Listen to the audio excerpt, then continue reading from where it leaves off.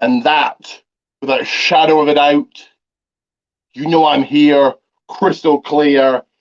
It's a matter of fact that I, the golden one, the head of the table, the one who's been acknowledged,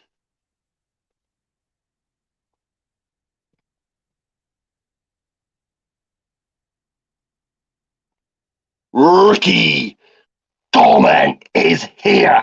And you go ahead and check out that description, because this is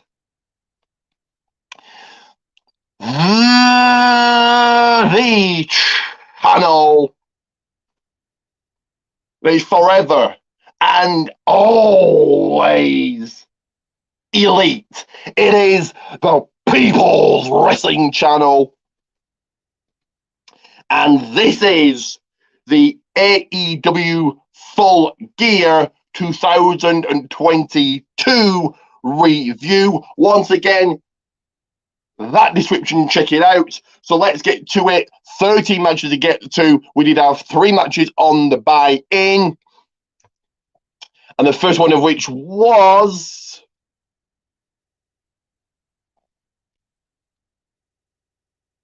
the team of Best Friends, Rocky Romero and Danhausen taking on The Factory. I'm going to say that, you know, unlike WWE, AEW makes their buy-in, their pre-show, whatever you want to call it, you know, watchable and important. It's a very much throwaway match on the kickoff show.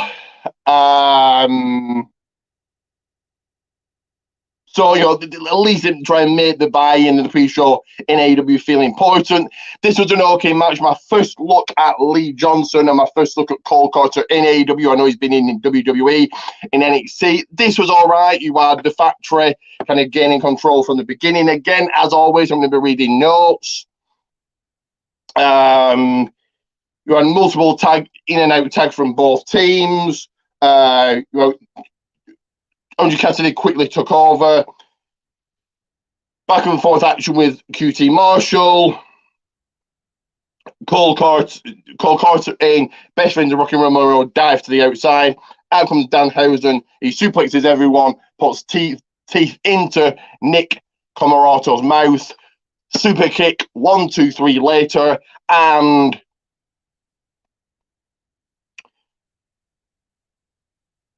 the winners of this one, Best Friends, Rocky Romero and Danhausen.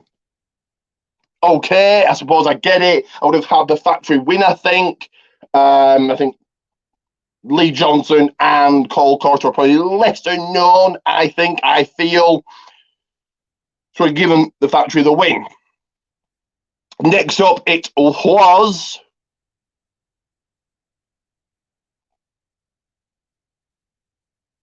hang on.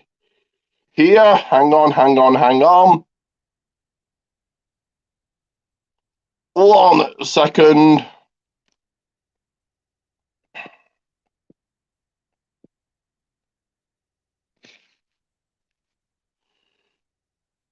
So it was the second semi-finals match for the AEW Eliminator Tournament, and it was Ricky Starks one-on-one with Brian Cage.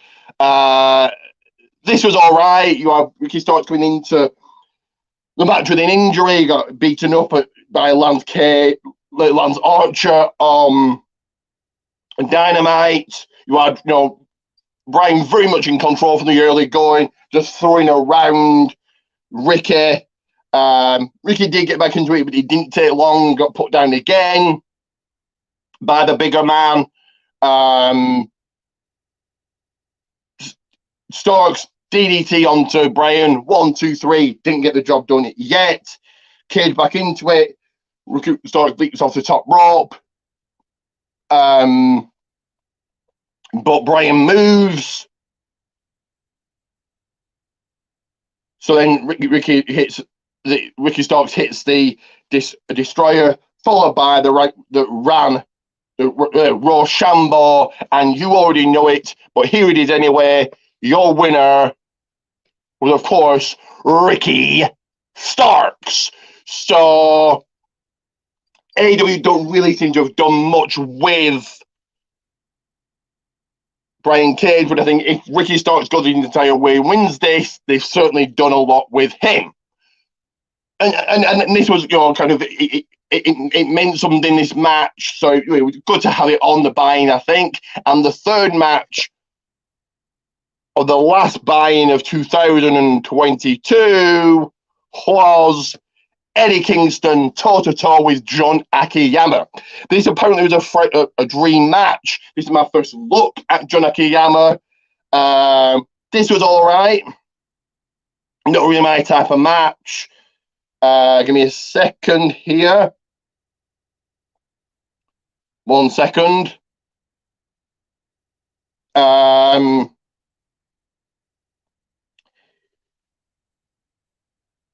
Eddie in control for most of this, but John did turn the action around. Took it to his advantage. Eddie, with the chops in the corner onto John. He hits an exploder. But no pinfall here yet. And exposed knee from John to Eddie. Still no pinfall. Eddie with the Northern Lights bomb. Didn't get the job done, but the Huracan did. And the man that was victorious was Eddie Kingston. Okay, I can't really see them doing much with Eddie. I think he's very much kind of really down the card. But on to the main card and the main show. And the first match was, excuse me, in a steel cage match, Jungle Boy Jack Perry fought against his former best friend, Luchasaurus. This was a good match and a good way to kick off the show. Very storytelling match. The only way you could win was by pinfall or submission. Now, a lot of people are saying, well, all it should be that, but I think it protects people if you do escape. They escape the cage. You have Christian Cage on the outside. Outside the cage. Luchasaurus completely dominated Jack Perry, busting him open. But Christian unlocked the cage, so both men escaped. Here's where Jungle Boy took over, getting a table out. So, Luchasaurus got a table out, 2 chairs, sending Jack Perry headfirst into the cage. Back in they go. Jack took over. Smacks Luchasaurus with a steel chair. Hits the kill switch. 1, 2. We saw a kick out. Then Luchasaurus choke slam onto Jack Perry. He kicks out. Jungle Boy hits a pile driver. Luchasaurus kicks out. Luchasaurus hits a pile driver. And then a slam. Still didn't get the win. Jack Perry came into this, puts Luchasaurus onto the table, climbs up, put him onto the table, hits him with the steel chair, climbs up high, up onto the cage, leaps up through the cage, going through Luchasaurus, through the table, and then makes Luchasaurus tap out. Therefore,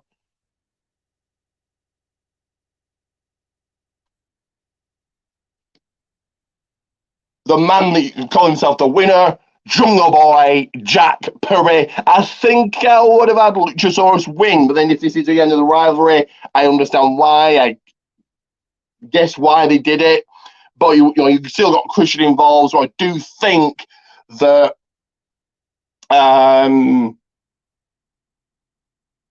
would have continued this rivalry personally. But if it's the end, Fair enough. 1 second, guys. Hold on a second. On to the next one, which was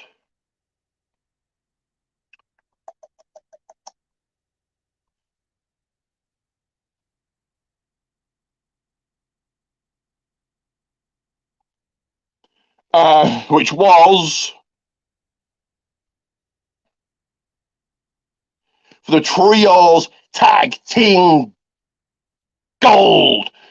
Pac, Ray Phoenix, and Penta El Zero Death Triangle taking on the returning Elite, so Kenny Omega and the Young Bucks.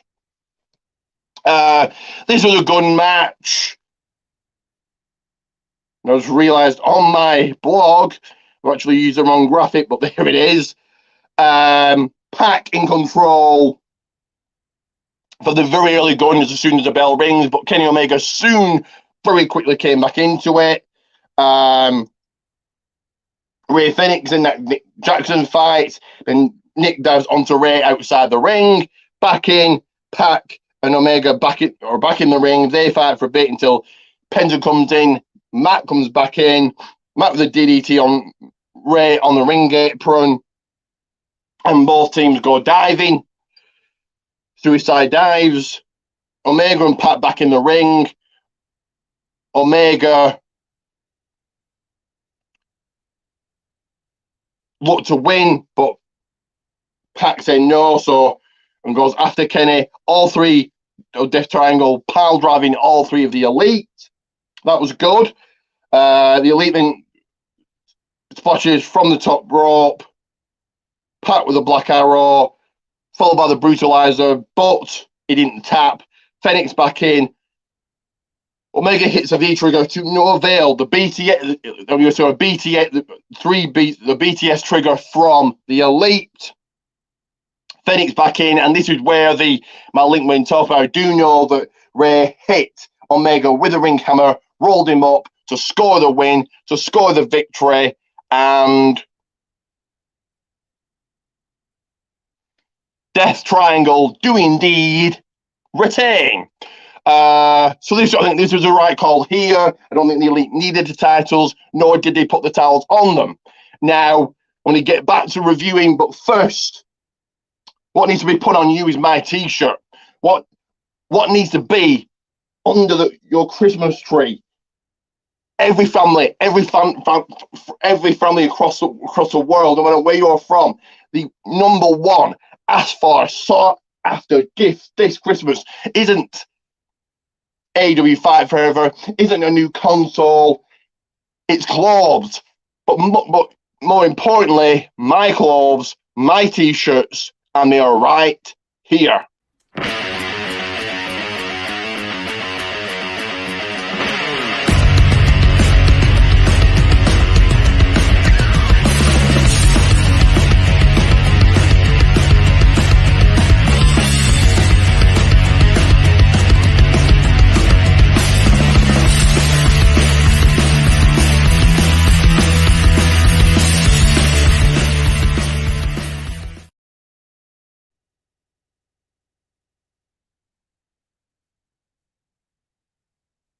So there we are, there we have it. Pro Wrestling Tees Goldman's. Again, Pro Wrestling Tees Goldman's. A third time, Pro Wrestling Tees Goldman's. All 5 designs. And this, of course, is the number 1 channel, the People's Wrestling Channel. And we go with the next contest, which was another title match, another championship match that saw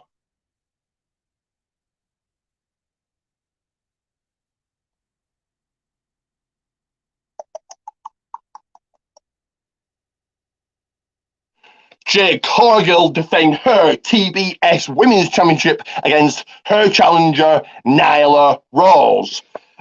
This was an all right match. I do think that Jade is still fairly green. This was all right. This was decent. I mean, nothing to write home about, as they say. 41-0. Now J Cog going into this. We do have a comment from Rubber Band Man. J Coggle is a GOAT.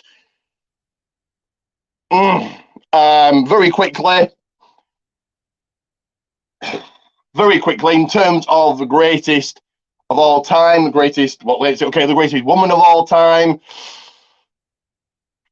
Trish Stratus, the greatest woman in AEW. Oh, God. They're bad. Ugh. If I'm going to pick one, Britt Baker, I suppose, and the greatest man of all time, well, arguable, The Rock, Stone Cold, Ric Flair, Roman Reigns, and the current great GOAT is Roman Reigns. Anyway, thank you for the comments. Bad bunch in AEW, I agree. Yeah, the other women's division isn't the best.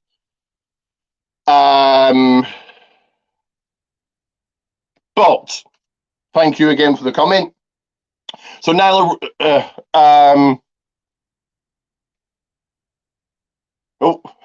didn't show it. That is right. Acknowledge your head of the table. Acknowledge Roman Reigns. So 41-0 going into this was Jay Cargill.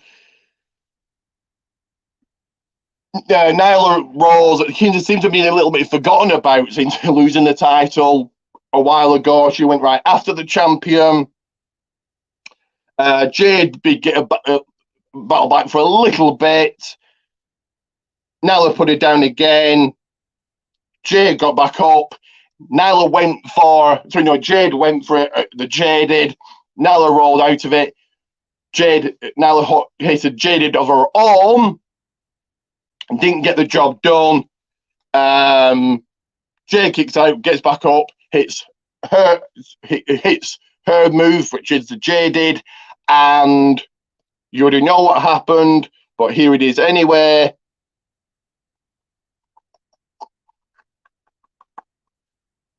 Hang on.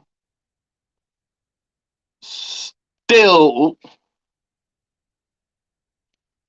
the TBS Women's Champion, Jade Cargill.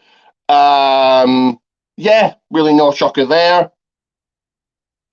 On to the next one, Fatal 4-Way: another title on the line, and that title was it was this title.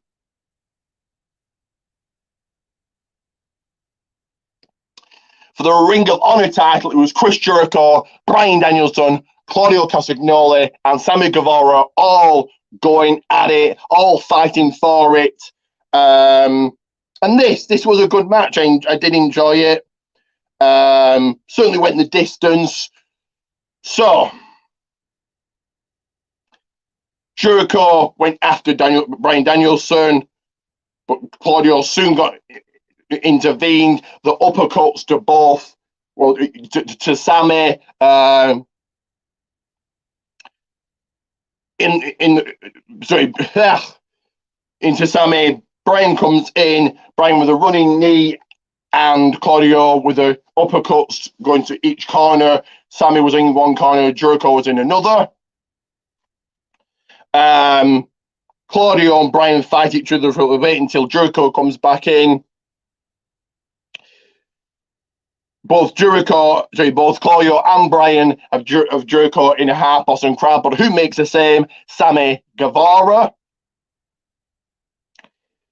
Sammy and Chris and Claudio out of the ring. They turn attention to Bryan Danielson, beat the hell out of him. Claudio comes back in. Jericho goes for the pin, but who pulls him off? Sammy Guevara. That is right. Sammy Guevara and Jericho are kind of pushing each other. They're fighting. Sammy hits a cord breaker, puts Jericho into the walls, but Jericho reverses it and puts him in walls of his own.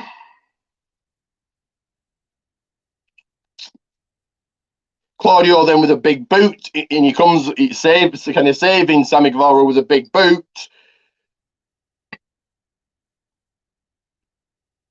Then puts him in a sharpshooter. Sammy Guevara back in, puts down Jericho, hits a 450. 1, 2. No, not done yet. Now Claudio then Brian back in, hits a running knee. He didn't get the job done. Claudio tries to go for the win, but Claudio and Brian on the top rope, a cutter from Sammy Guevara onto Claudio. So when they fly onto Brian, but then into the label lock by Brian, Sammy goes. Sammy did not tap out because who made the save? Jericho. Claudio with a neutralizer outside the ring onto Brian. Back in. An uppercut to Sammy. Sammy kicks out. Sammy goes for the win, puts his foot on the ropes. In comes Judas and hits a Judas. Sorry, in comes Chris Jericho, hitting the Judas effect. And, well, this happened. Still your Ring of Honor World Champion, Chris Jericho. Very good match, but I would have given the title to Bryan Danielson. They really seem to have done nothing with him. Since going to AEW, he's had some good matches, but they seem to have done nothing with him. Hang on. Give me 1 second here.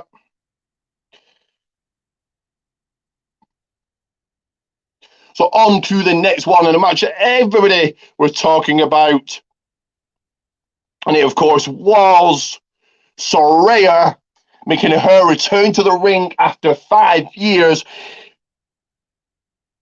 to look across the ring against Dr. Britt Baker, DMD. This was all right, and once again, unfortunately, the link went off towards the end of the match. You had Zack Knight, Paige's brother, in the crowd watching on. Britt tries to make this very short and tries to end this really early on, absolutely dominating and beating down Saraya. Mostly targeting the neck. Remember, Saraya had neck issues, and that's why she couldn't wrestle for 5 years.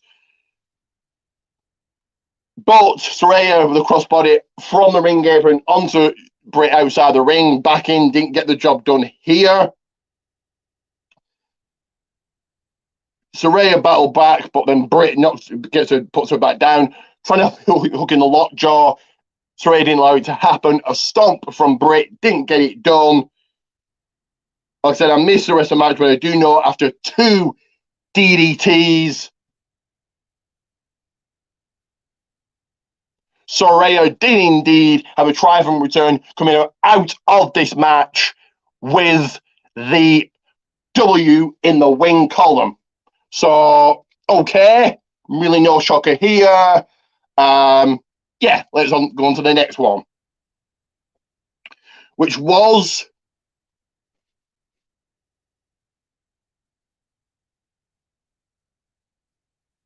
in a triple threat contest for the TNT Championship. It was 3 big bulls. It was Powerhouse Hobbs, it was Wardlow, and it was Samoa Joe.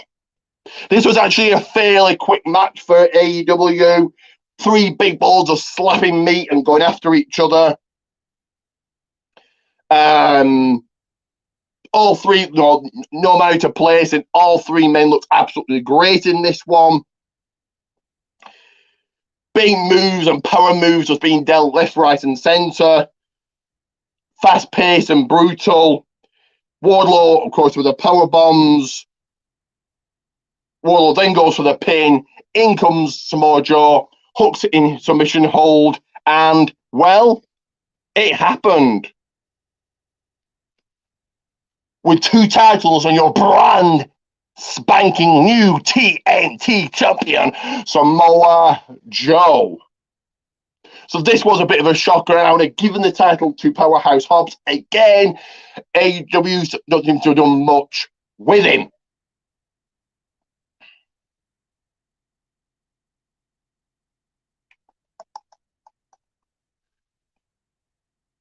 On to the next one. And we'll take a quick break, and it was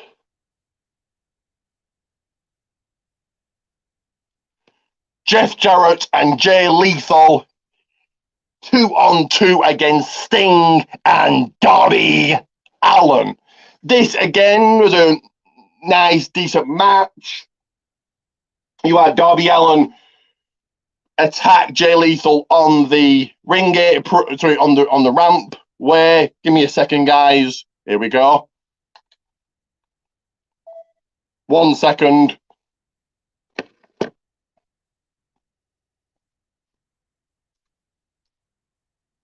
One second, guys.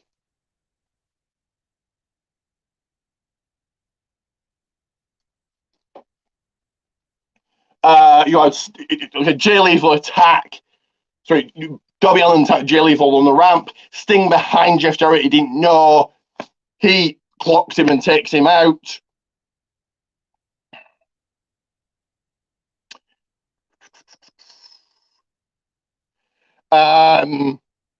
The action quickly spills down to the ring. Sting, this was also a no disqualification match, no DQ match, so this was obviously protected. Sting, Dobbin sets up a ladder on the rampway, leaps off, and Satnam catches him, takes him out. Well, actually carries him to the ring and takes him out. Darby in, but Satnam chokeslams him.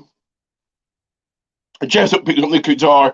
He's going to hit Darby, but he Darby escapes and hits a stunner-like move on Darby, on Jay. Satnam getting involved again. Satnam Singh tries to hit the scrubbing death drop, but he's too strong. Satnam is big and does look big. But Sting does hit the scrubbing death drop on Jay, coffin drop from Darby, and the winners of this matchup, Sting and Darby Allin. I would have had Jay Lethal and Jeff Jarrett win. Certainly for Jay Lethal, I don't think a loss for Sting and Darby Allin would have really affected them. But there it is. But a very quick break here, because you need to know where to add me, where to follow me, where to get moments like this, where to get things like this at every possible moment of every single day. And all your info, it's in this promo.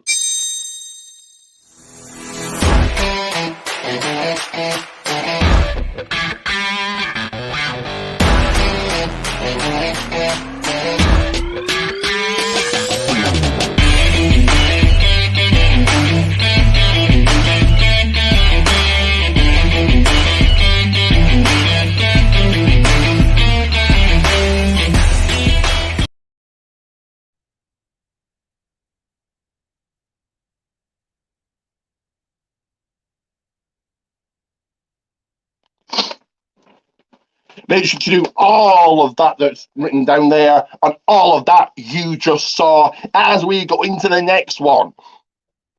And it was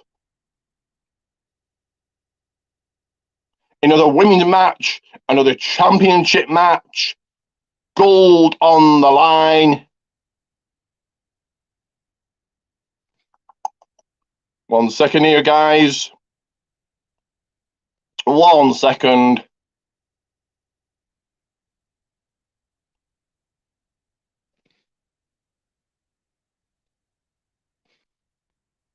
As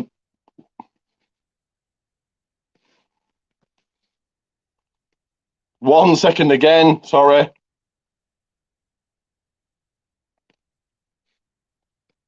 As we saw the AEW Women's Championship up for grabs, the standing champion Toni Storm and her challenger Jamie Hayter. This was a good match. I enjoyed this one. And again, the link going off towards the end. This was definitely a huge match, a big match for Jamie Hayter, a singles match for the AEW Women's Championship. champion in control from the beginning, but Jimmy soon got back into it. It's built at the ring, not for very long though. Back in, Jimmy did stay on Tony and beat her down to the mat. Both women trading blows. Jimmy throw Tony, sent Jimmy into the bottom turnbuckle and kind of hit her with a bomb. Tony looking good and certainly tried to put away Jamie, but couldn't get it done. Both women then traded elbow shots, a headbutt from Tony, 1, 2, a kick out. Here comes Rebel to use a baseball bat on Tony, but it didn't work because it just didn't work. Jamie was kind of the version of rock bottom. This didn't get it done. Rebel takes the top turnbuckle off, and Jamie kind of throws Tony headfirst into it. Lariat. 1, 2, thrice, and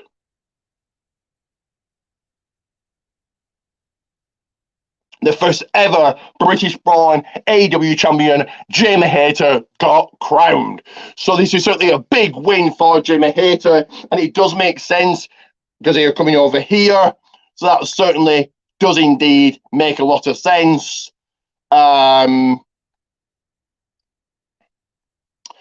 As we go into the next one, tag team action, tag team gold on the line and up for grabs as it was in a rematch. The Acclaimed defending against Swerve in Our Glory, the end of the trilogy. This one was good as well.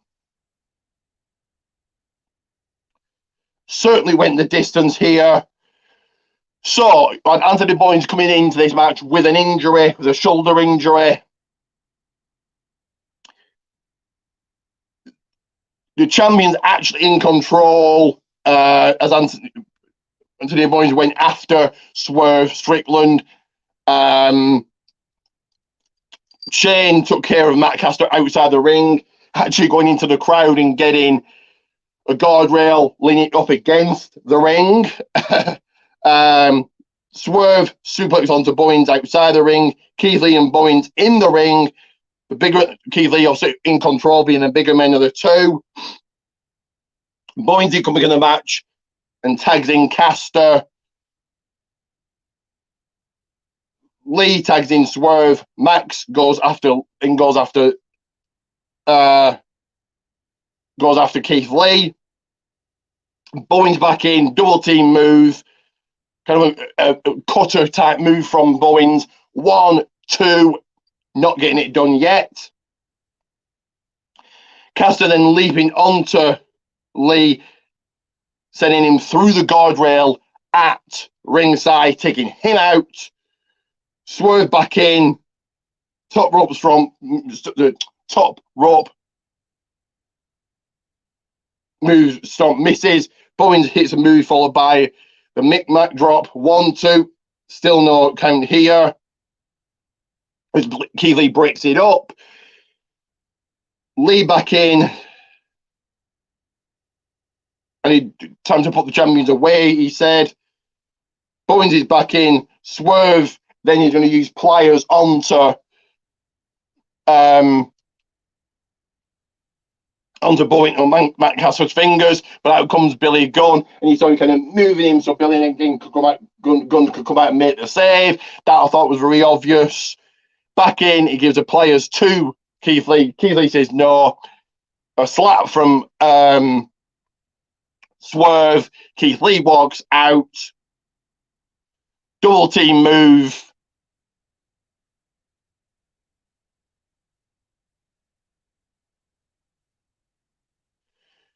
Double team move from the Acclaimed, and the inevitable did indeed happen, which indeed was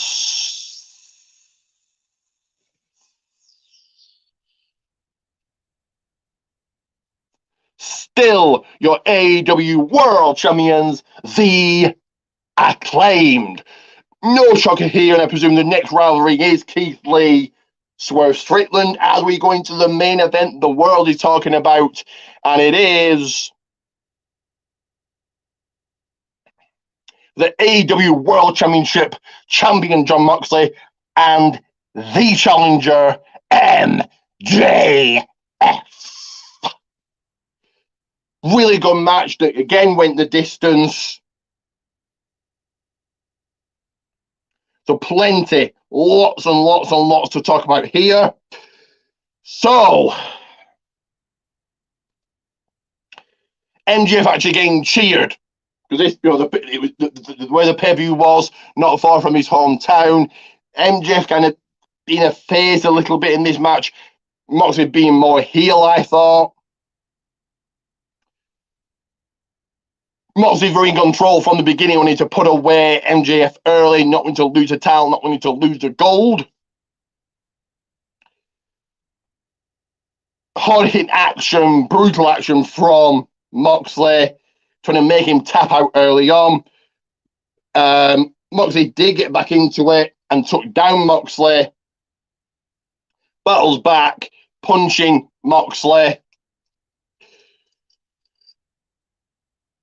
Takes him down, then sets up a table at ringside. Moxley back up and stomps. MJF stomps him. MJF goes for a pile driver, hits a pile driver on the ring apron, but hurts his own knee. I think he's trying to put him through the table.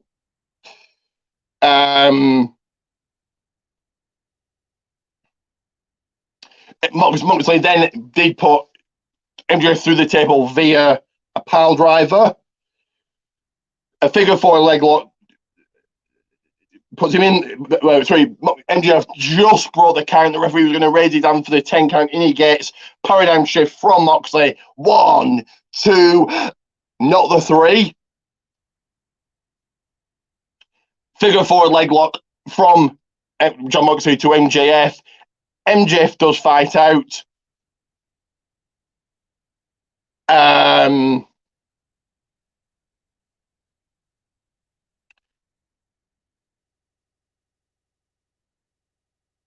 Hits a Seeker. Doesn't get the job done yet, though. Then Moxley kicks out. MJF goes for another. But Moxley fights out. Goes after his knee and hits a second paradigm shift. But MJF grabs the bottom rope to save himself. Both men up, trade blows. Moxley accidentally knocks down the referee. MJF with his diamond ring. Out comes Win Regal. Moxley hooks on the sleep hold. But another referee escapes. He hooks it on again. Another referee gets knocked down. And then finally taps out. But the referee, he's down and out for the count. And actually unthinkable happened. Win Regal throwing the brass knucks to MJF. MJF clocks the AEW champion and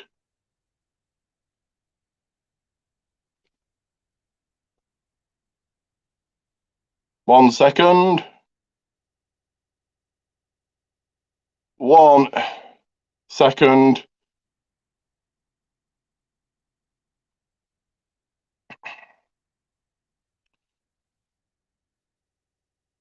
It did happen. Your brand new AEW World Champion MJF. I think MJF really deserves this. I think it is his time. I'm going to give this pay-per-view 8 stars out of 10. Now, is this going to make me want to watch Dynamite on Wednesday, Rampage on Friday? No. Will I continue to watch the pay-per-views? Yes, most probably. And I found a way to actually watch it on my TV rather than on my PC, so that was better. So let's get to some promotion.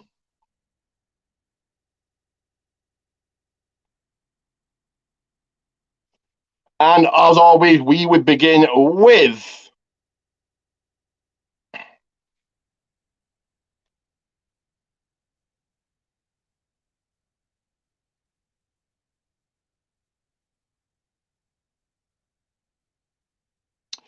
PMP Pancakes Power Slams on the Wrestling Rumours page every single Tuesday in America, early Wednesday morning here in the UK. They do have their own page and they do have their own YouTube. Go and check it out and go and support it. Dr. Chris Featherstone was talking about a wrestling subject. This week was about CM Punk. If he ever comes back to WWE, should he be WWE champion? In my estimation, no. Chris Featherstone will interview a wrestler on the Sportskeeda page, so you go and check them out and see what they're all about. And this week it was Nick Alder. So a must-see interview. PMP, Pancakes and Power Slams. Go and check them out and tell them I sent you. If you're into podcasts, as always, two here for you. The first one of which is Domcast. Make sure to go and check this out right now. The second one is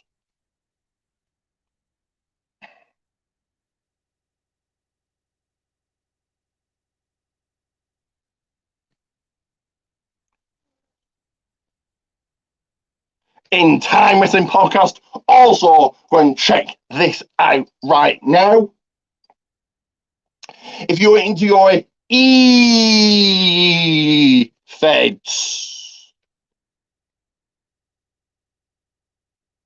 the first one of which of three is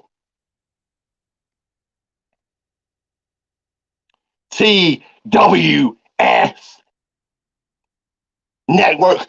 Go over, head over, and get checking it out.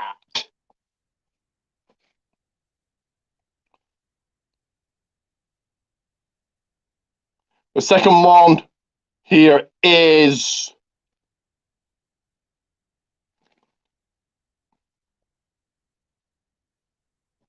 hang on.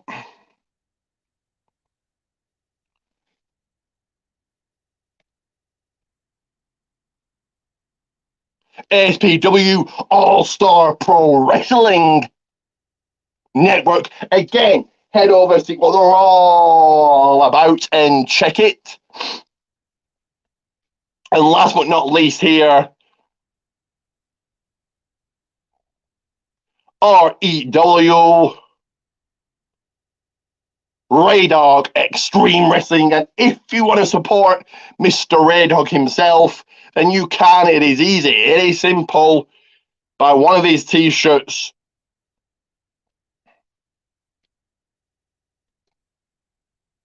At Pro Wrestling Tees, Billy Ray Dog. Promo-based E-Feds. The first one, as always, is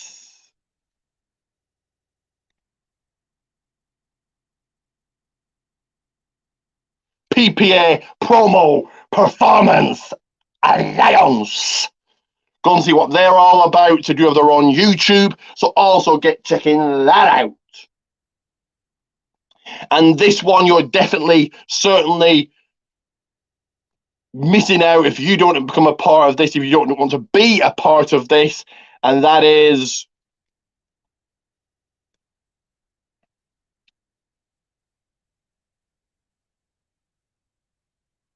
DWF Degenerate Wrestling Federation.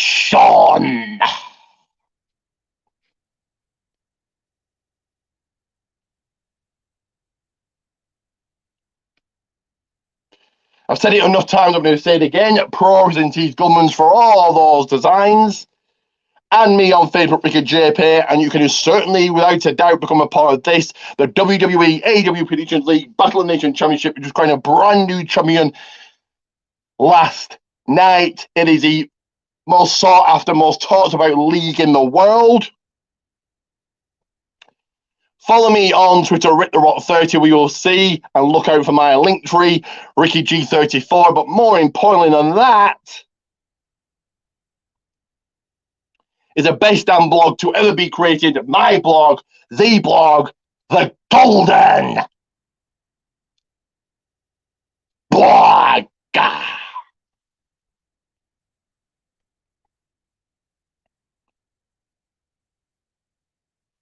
WWE World Wrestling Alliance on Facebook. Give it a like as always. Those month-long shout-outs. Easy, simple. Like and subscribe. Like, subscribe. Like, subscribe. And as always, 2 reminders coming your way. The first one of which is right there. We'll give you a second or two.